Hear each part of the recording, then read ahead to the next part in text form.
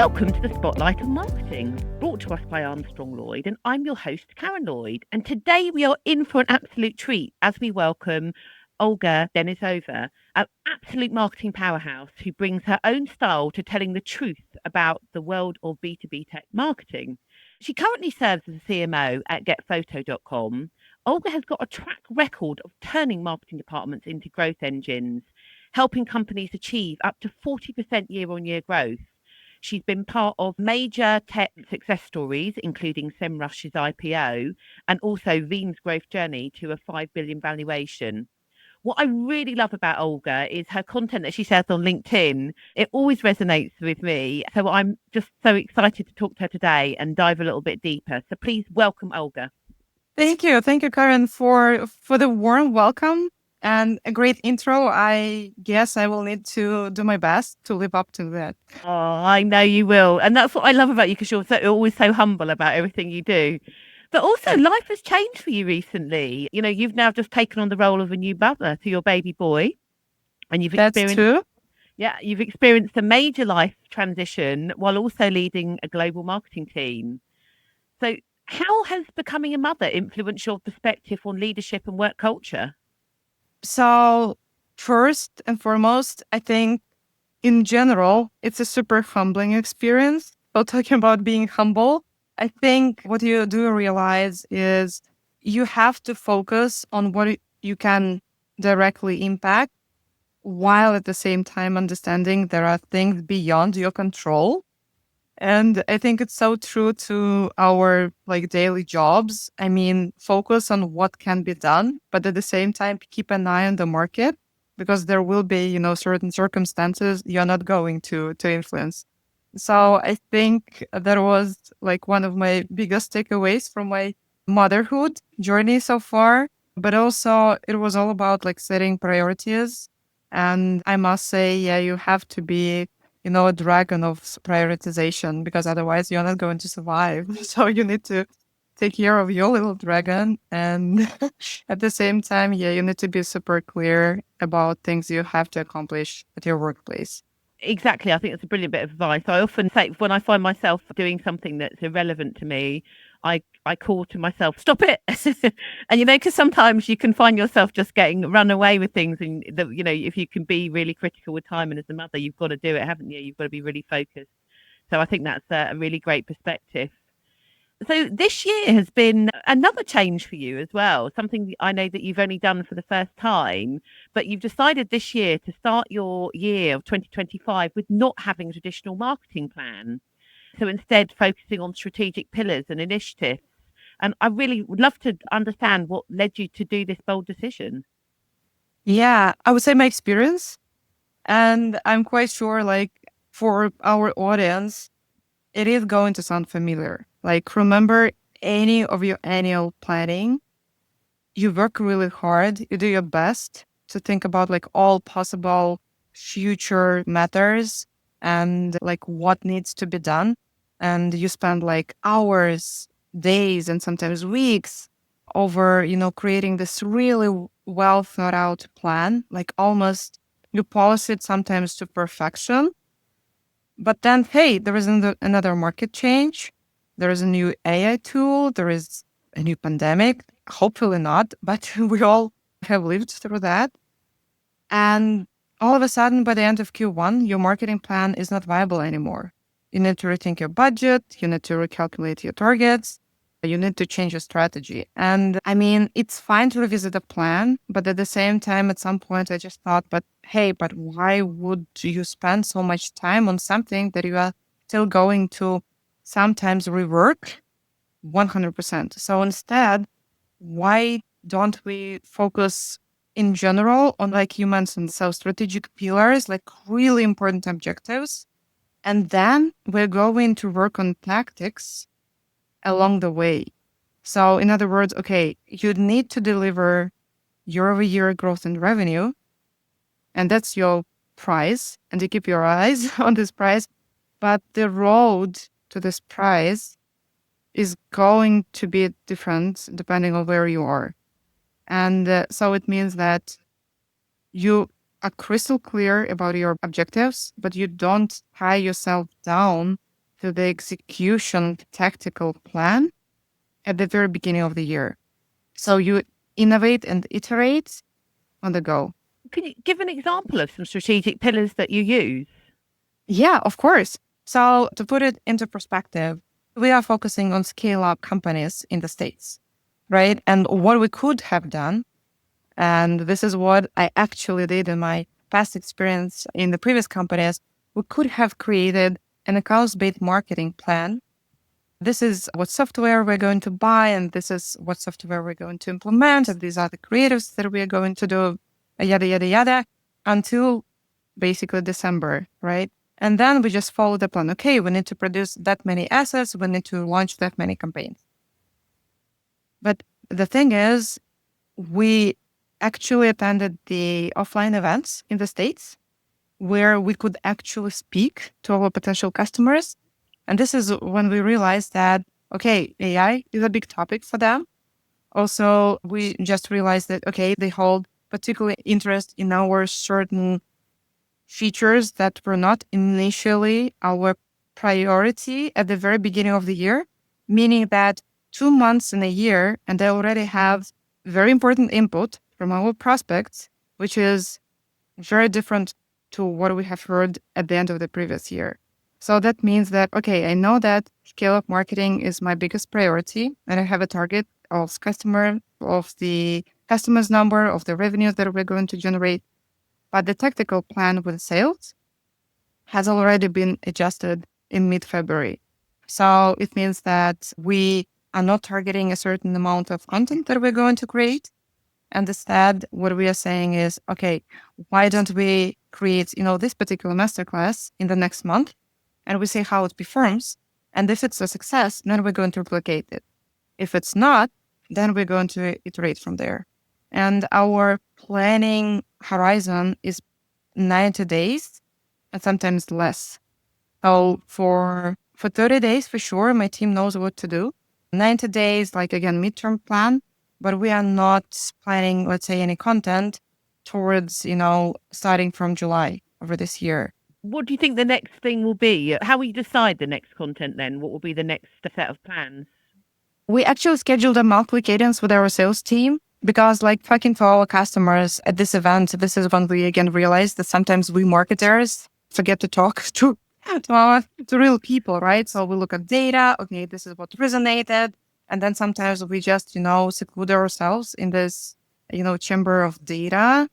But sometimes you can just ask around what people actually want to hear. So that's why we scheduled this monthly cadence with our sales team. And they're going to share, okay, what's on top of minds of our potential customers. And based on this feedback, we're going to create our further content. At the same time, we still have the data angle, meaning that we are tracking as we speak, like, okay, what content performs really well, especially for the scale-up market in the States. And okay, based on these numbers, this is also what we're going to pitch to our sales team. Hey guys, do you think this topic is going to help you convert better?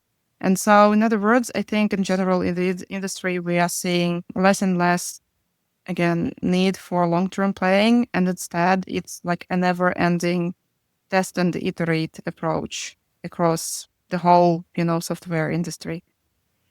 Yeah. See, because initially when you told me this, I said to you, my concern was, have you got the shiny object syndrome Yeah. where, each month you could go in and suddenly the sales team come up with another idea or another, and then suddenly you've realized you've dropped all the work you've done last month and you've run Yeah. something else. Do you think that's a risk of happening or? It is always a risk of happening. Yeah. Especially when you work within such a short time frame. But for that, what is important is to have very clear reporting and processes in place, right? So by reporting, I mean you really have your data set up so that you can track your performance on a day-to-day basis. And then it means that whenever you have a new idea, you are actually capable of testing this idea really fast. You are able to compare it against the historical performance and then again enrich this data information with some real life feedback. So it's never just, the colloquial, the anecdotes, that anecdotal information that define your content strategy. But my key point here is about like the mix of it. So don't let yourself just, be delusional using only numbers, only data, but yeah, and add the real life element to that. And just to recap it, this is what I see your take on it really. Your take is headline is we don't have a marketing plan, but reality is we are laser focused on our growth target. And basically we're not going to take our eyes off that target, but we're going to work on a monthly basis with our team. And every month we're going to look and test, measure, look at the results, and then see what we're doing next. So it's kind of like an agile marketing plan that's going forward. I think it's brilliant, actually. I think this is how it should be. That's exactly that. I love the way you put it. Yep. Yeah, no, that's fantastic. So brilliant. We've talked about test and measure, and I know that you come from a really strong background of test and measure. And I know we've spoken in the past about people fearing the failure of marketing, that fear of, something isn't going to work like it could in this instance, what we were talking about. How do you overcome that fear of failure? So yeah, everyone talks about testing culture. But at the end of the day, as a marketing leader, what needs to be your priority is to actually create the best environment for testing. And this environment starts with actually giving your team freedom to test. And this freedom starts with the budget. As often, what happens in the companies is even if there is an allocated budget, at the end of the day, it is still counted as the marketing budget that should be contributing to a certain number of customers and perform within a certain CAC range. In other words, it's not a real test budget if you still need to deliver certain expected results. And it kind of kills the innovation in the bud, I would say, right? Because your team is so afraid of, of overinflating the results, of like skyrocketing CAC.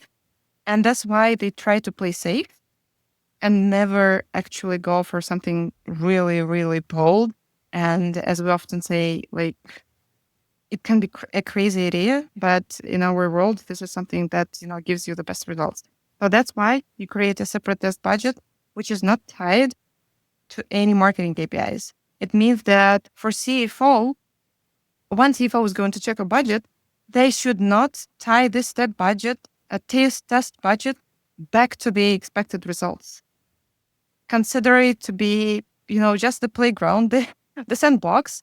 And it also saves you a lot of time in regards to the review cycles, because imagine that it's like just a random Wednesday and all of a sudden some of the team member has this brilliant idea and they really want to test it, but then they think, oh, wait, but now I need to go to my team leader and then we need to rework like our whole budget to actually find some funds to be able to test this idea.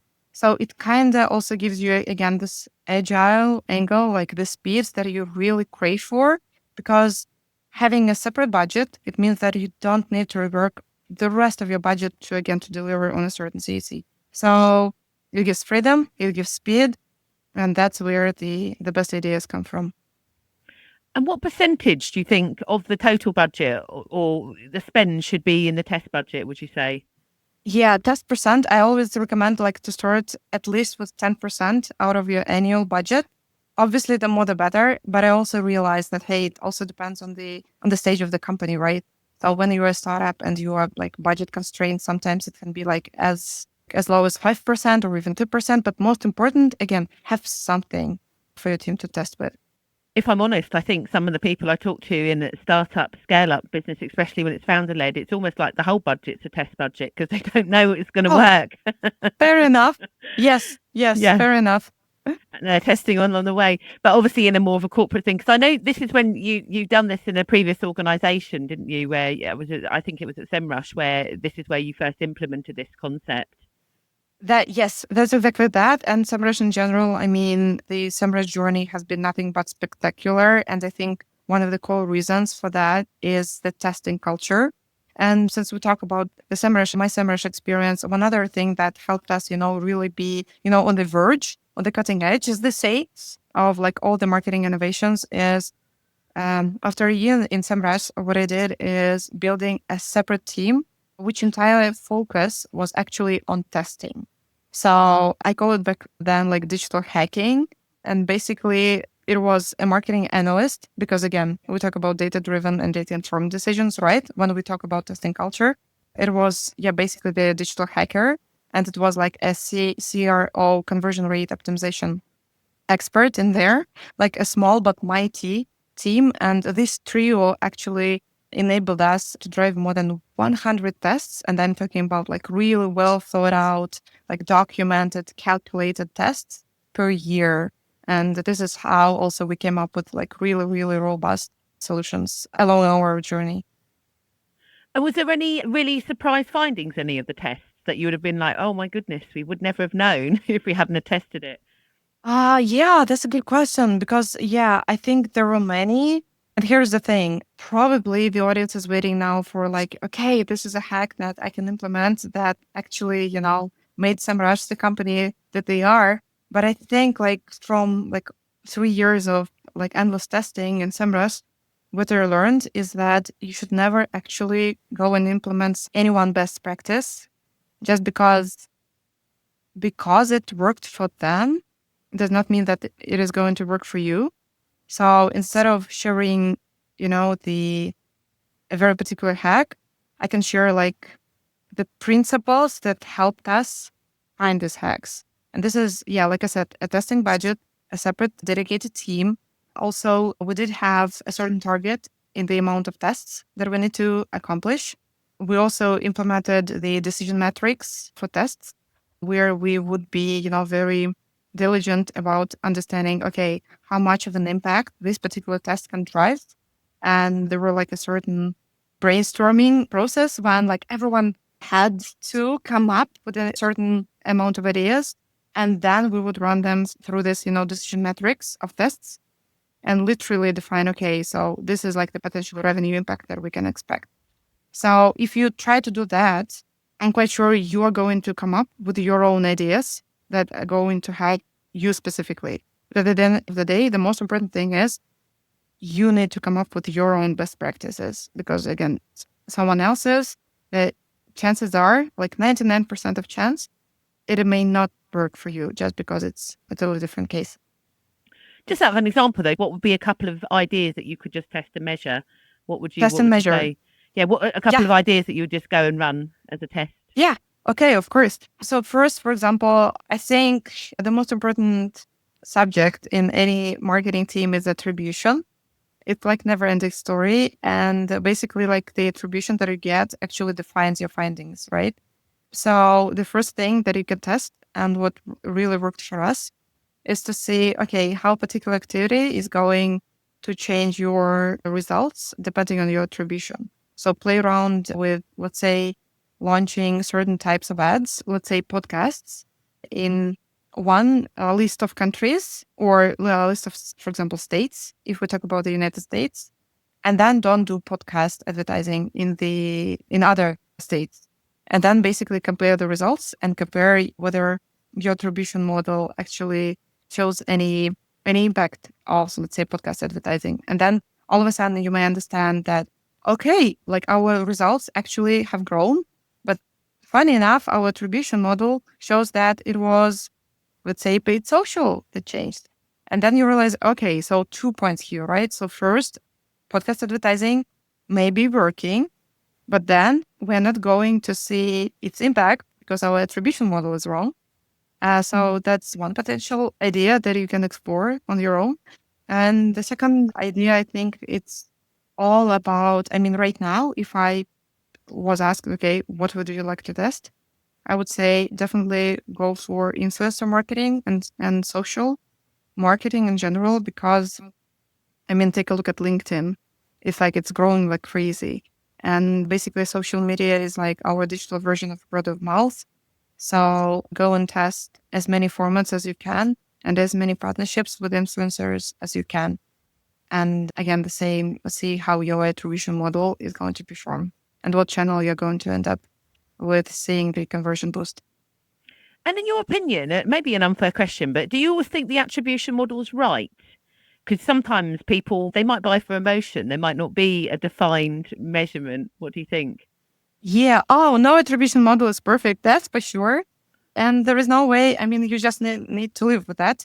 That your attribution is never going to be ideal. And I think the role of attribution is not to assign a conversion, one particular conversion to one particular channel, but more, it's like, to see certain dynamics, right? And dynamics in year over year, in month over month behavior. And then, yeah, try to gauge, your perception of the market based on certain dynamics that you see in the attribution model. So it's never black and white. It's more like, I don't know, playing music, listening to the orchestra. Oh, okay. So it's not that, I love this piece because, I don't know, violin was phenomenal. But I do know that, okay, if violin was not playing, it would not have been the same experience. So that's the way that I see attribution. You're right. I mean, it's like you might like one artist's song, but you might not like another of their songs, but you know that you generally like their voice and the type of beat, but Yeah. you just didn't like the lyrics or whatever. Yeah, it's emotional, isn't it? It may be a song that you didn't like the person, but they words resonated with you. So I get Yeah. that. I like that analogy. Good.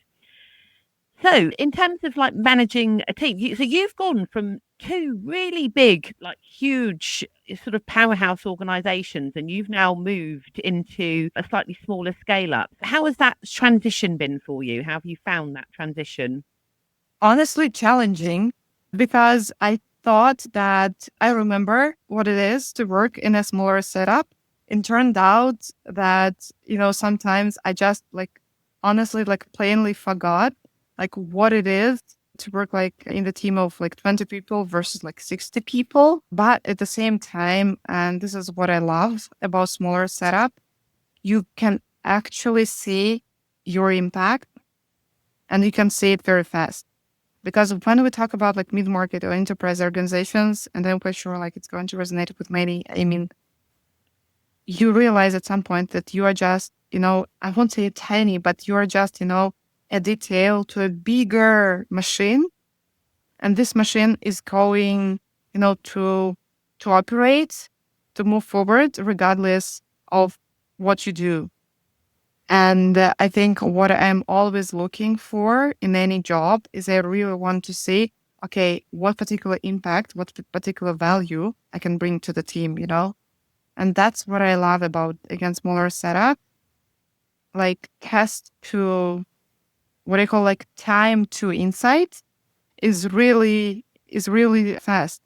Like you're going to implement something and you're going to see the result in a couple of weeks versus a bigger corporate when you're going to see the result probably half a year from now. But for that, you really want to like to love what you do, because chances are you are going, to do some manual tasks as well. Let's say, do you like Excel? Do you like, working with CRM directly? I know that it's not everyone's cup of tea, but I definitely love it. Great. Yes, you're involved in a lot more basically in a smaller company. Your fingers are in all the Exactly. pies rather than being spread Yes. around and seeing Yep. the results. But also, your team's really spread out. So you've got people in, I think, is it Berlin, Amsterdam, and the States? Yeah, that's exactly right. So how do you, and you're all remote as well, aren't you? From what I understand. We do have hubs. Yes. Yeah. We have two hubs in the States. We have a hub in Berlin. But for the majority of our working days, it's 100% remote setup. How does that work as a marketing team? How have you made that work? I think it all comes back to maintaining the energy and, this extremely open environment.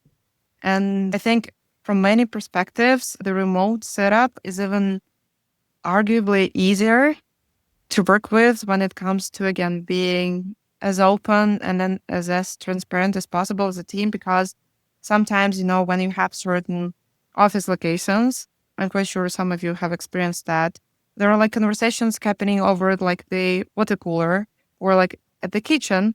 And sometimes, you're this person sitting across the globe and you're not up to speed because, oh, wait, we just discussed it over lunch and this is something.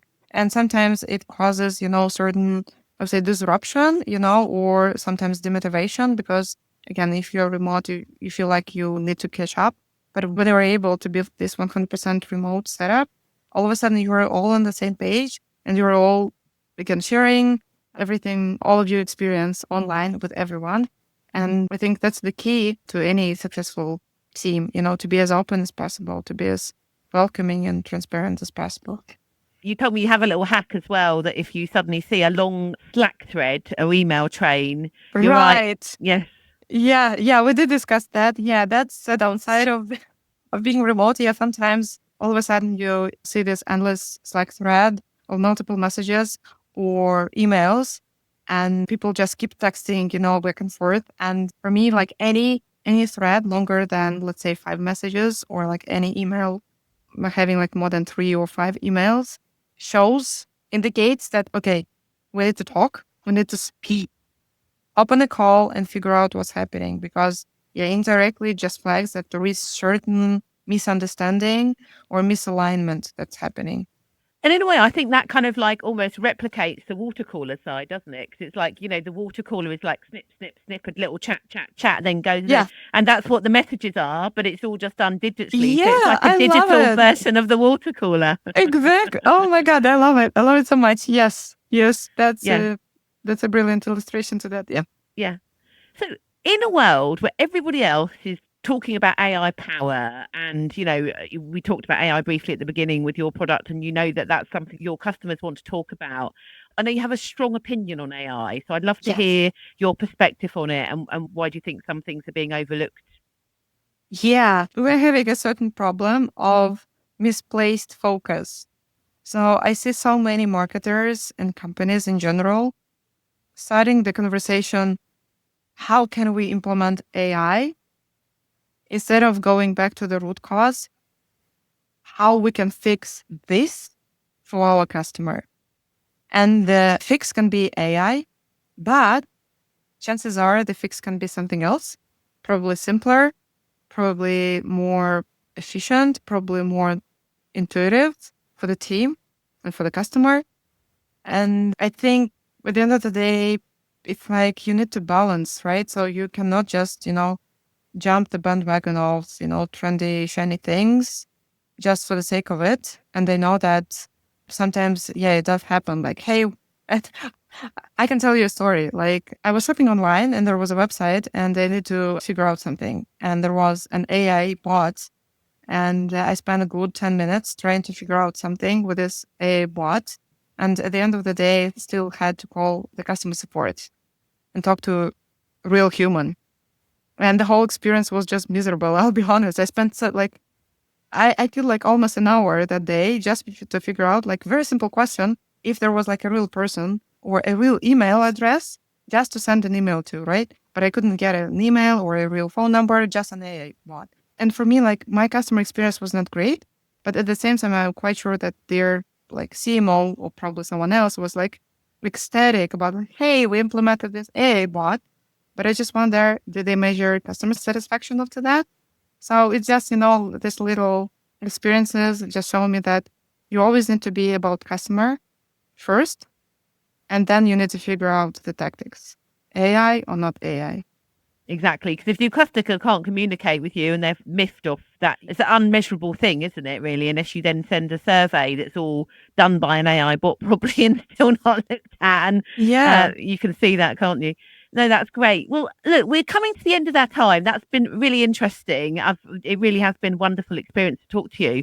Is there anything I haven't asked you that you'd like to cover, that you'd like to include? Probably, I'd love to talk about where CMO sits between PLG and SLG motions that we're seeing right now.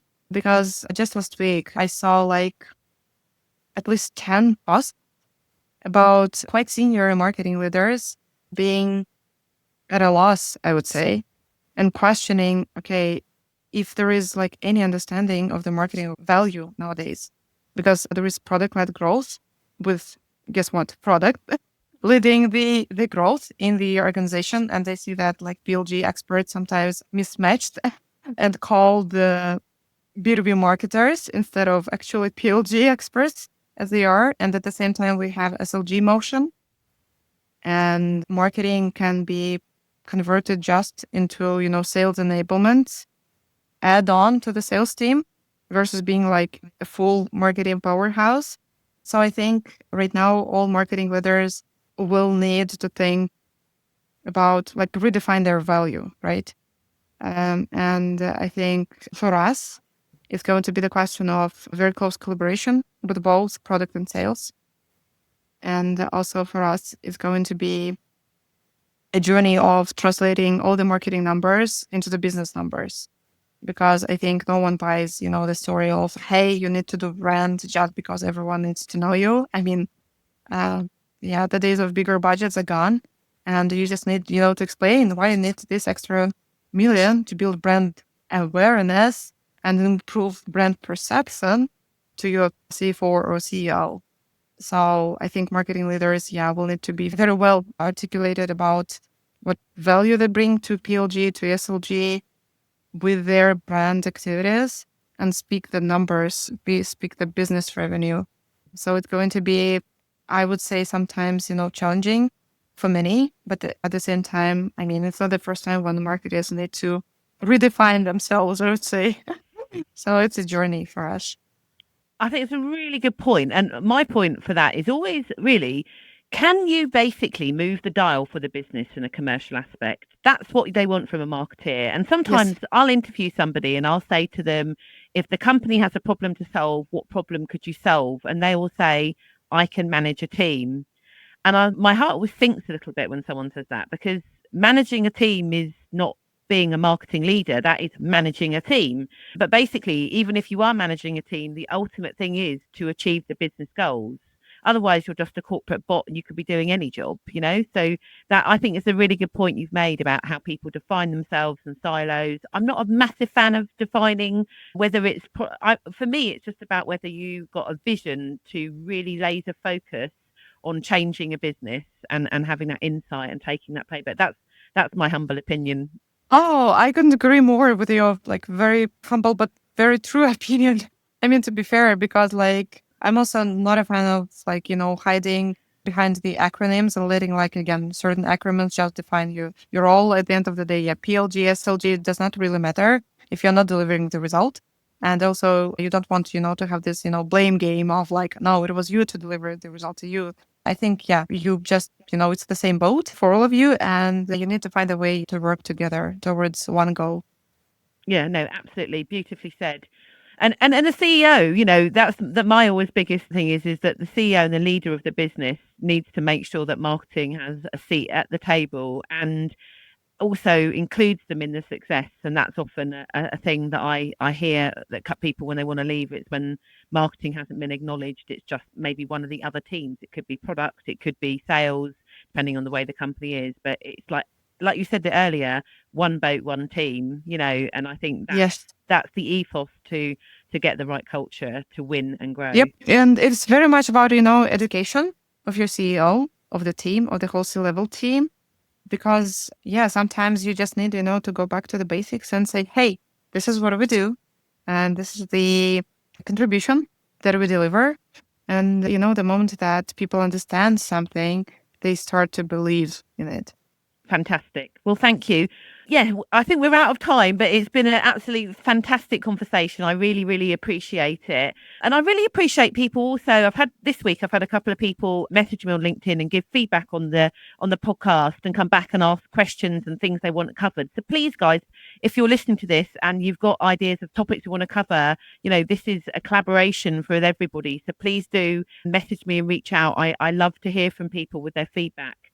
So, well, thank you everybody for listening to the Spotlight on Marketing. Please do review and stay in touch with us and build this marketing community that we have together. And until next time, let's keep shining the light on the power of marketing and driving business growth.